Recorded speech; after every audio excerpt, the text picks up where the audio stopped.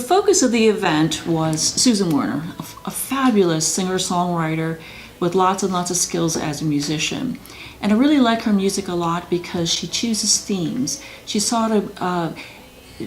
up with a concept that she's really fascinated with, and she uses her music to sort of explore that. Music can amplify feeling, music can add humor, and it can confirm values.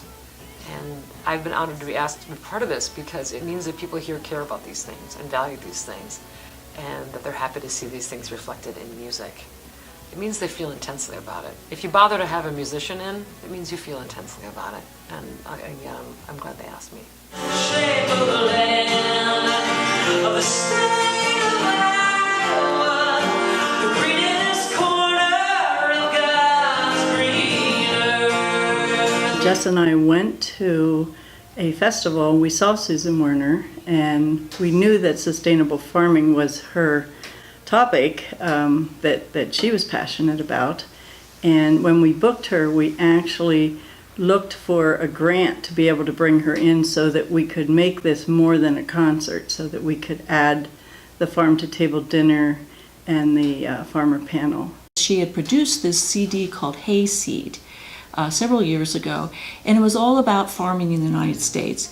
And so we wanted to expand on that CD, have her come and sing some of the music, expand on it a little bit by inviting the community in for somewhat of enriched programming. All the city kids, they had brand new Schwinn's.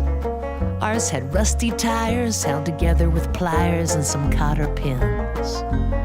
We started with a farm-to-table meal, and we thought that of all the folks in New York that are great in terms of the restaurants, we really wanted to have the Blue Heron be involved. They use vegetables. Of course, it's French cooking, so it's absolutely delicious. Tonight, everything you see on the table, especially the vegetables, were picked up a few days ago.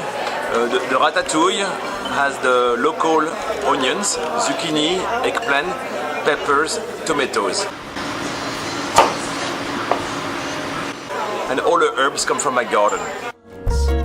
A dog that sits and begs, a dog with all four legs, didn't smell like hogs. Most of the food came from the farmers' market on Penn Street. It's had fancy clothes. All the city kids look down their nose back then. But that was way back when. Now all the city kids.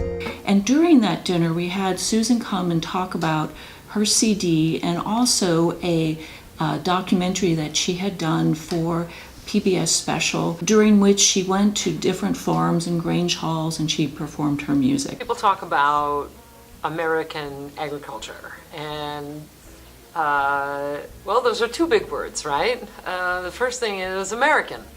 To me, growing up on a farm in eastern Iowa, I mean, my folks had a flagpole on the farm, and they still have a flagpole in front of their house in Manchester, Iowa. I mean, you put up the American flag. There are values with being an American, and there are values with being a farmer. I milked cows all my life until 7 years ago when the market crashed. You know. Yeah, the milk price, dairy price crashed. Yeah. I was getting $11 a hundredweight, costing me $20-some to make it. Those memories are, for me, very positive things. And I've found in doing this tour around the country that so many people feel the same way, that landscape means so much to them and holds so many memories, and that's been a wonderful discovery. And these feelings and these memories are worth preserving. You know, I grew up in the country, so you would think I would know this, but I got used to the different flavors of the milk, and I would tell her, where did they eat this from? Because this is how it tasted. I really liked it. Or, this one was a little bitter. What did they eat this week? Yeah. 1 week, it was just undrinkable. And I said, what happened to the milk? That was followed by a farmers panel during which we had several farmers from the local York area come, and they had different techniques of farming. One was an urban farming, for example, one was a CSA. I'm passionate about the same topic, so it was really easy for me to promote it and to go after the different panelists to talk about their work. So we have about 13 acres. We do beef, pork, chicken, Thanksgiving turkeys, eggs, produce, and I've just launched cut flowers. We started farming full-time about 6 years ago. We moved up to this property.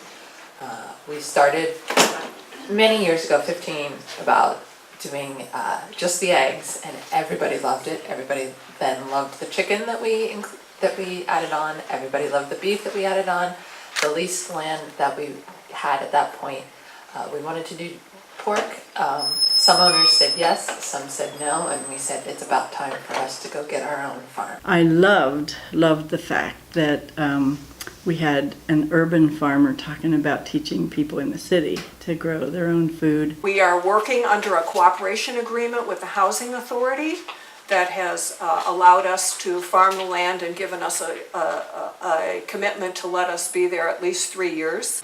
The land, as far as we know, there might have been some other houses on Willis Road that aren't there now, but the major portion of the area we're farming, which the whole area is about 1.5 acres, and we're probably farming on something under 3/4 of an acre. And we had Frank, who was a gardener.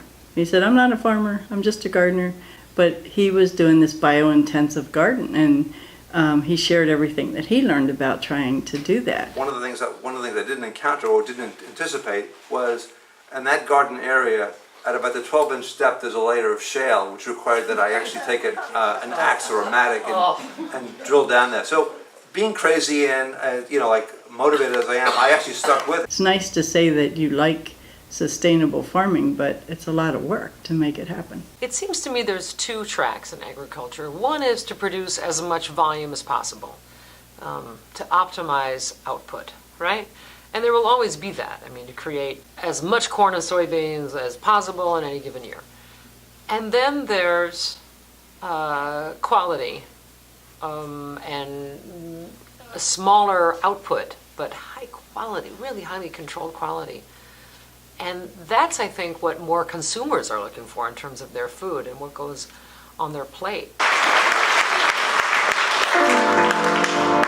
Last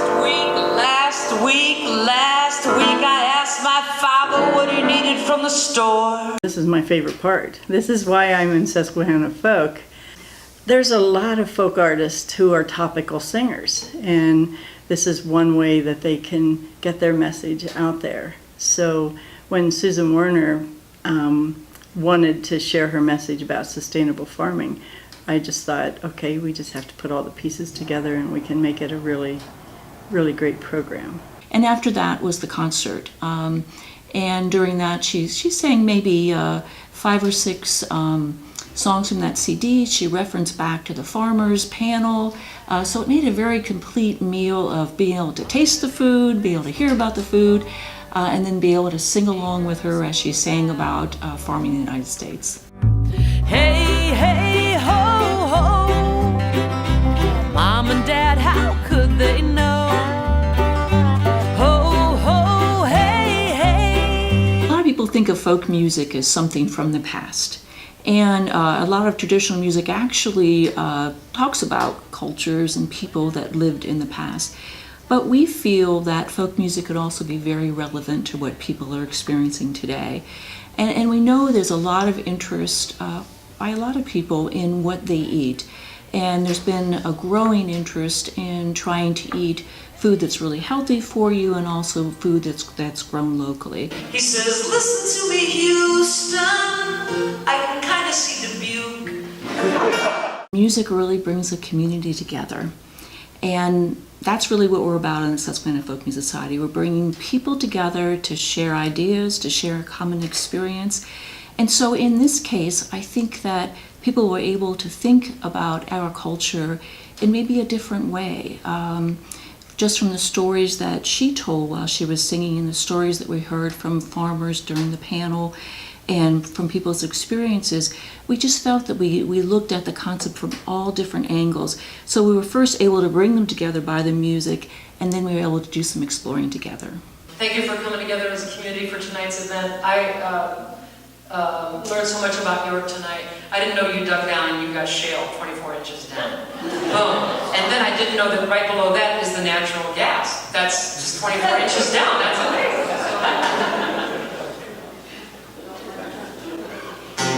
Don't light a match in York. So that sounds like, right?